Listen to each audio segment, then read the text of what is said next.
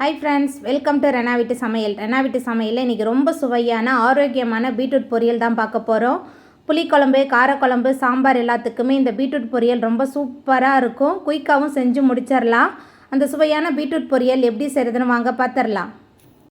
Beetroot பொரியல் பண்ணுறதுக்கு 2 spoon எண்ணெய் சேர்த்துக்கலாம். எண்ணெய் சூடாகி வரட்டும். எண்ணெய் சூடாகிட்டு இதில் கடுகு சேர்த்துக்கலாம். கடுகு நல்லா பொரிய ஆரம்பிச்சிருச்சு. கீரி வச்ச 2 பச்சை மிளகாய், பொடியாக நறுக்கின சின்ன வெங்காயம், கொஞ்சமாக கருவேப்பிலை சேர்த்துக்கலாம். வெங்காயம் பச்சை மிளகாய் சேர்த்துட்டு நல்லா கலந்து விட்டு வதக்கிடலாம். பச்சை மிளகாய்க்கு பதிலாக காய்ந்த மிளகாய் கூட சேர்த்து நம்ம பீட்ரூட் பொரியல் சமைக்கும் போது பீட்ரூட் பொரியல் ரொம்ப சுவையாக இருக்கும். நல்லா கலந்து விட்டு வதக்கிடலாம்.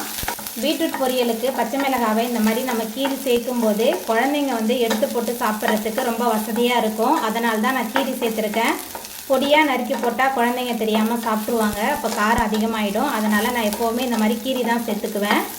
வெங்காயம் நல்லா வதங்கி வந்துடுச்சு. அதுக்கப்புறமா இதில் நறுக்கி வச்சுருக்கிற பீட்ரூட் சேர்த்துக்கலாம். நான் மீடியம் சைஸில் 2 பீட்ரூட் எடுத்திருக்கேன்.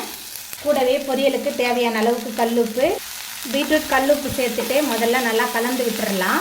ரொம்ப சிம்பிளான பொரியல் தான், ஆனால் ரொம்ப சுவையாக இருக்கும். இந்த மாதிரி சமைச்சு கொடுத்தா குழந்தைங்க ரொம்ப விரும்பி சாப்பிடுவாங்க. பீட்ரூட் கல்லுப்பு சேர்த்துட்டு நல்லா கலந்ததுக்கு அப்புறமா இதில் பீட்ரூட் வேகிறதுக்கு தண்ணி சேர்த்துக்கலாம்.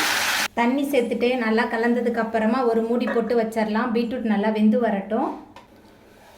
நம்ம சேர்த்த பீட்ரூட் பாதி அளவுக்கு வெந்து வந்துருச்சு. இதில் 1 டேபிள் ஸ்பூன் அளவுக்கு கரம் மசாலா சேர்த்துக்கலாம்.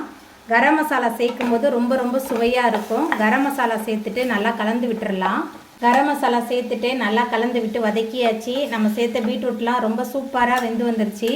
உங்களுக்கு வேணும்னா நீங்கள் தேங்காய் துருவல் சேர்த்துக்கோங்க. இன்றைக்கி நான் தேங்காய் துருவல்லாம் எதுவுமே சேர்க்கல. ரொம்ப சிம்பிளாக தான் செஞ்சுருக்கேன். ரொம்ப சுவையாக இருக்கும். இப்போ நம்ம அடுப்பு ஆஃப் பண்ணிடலாம்.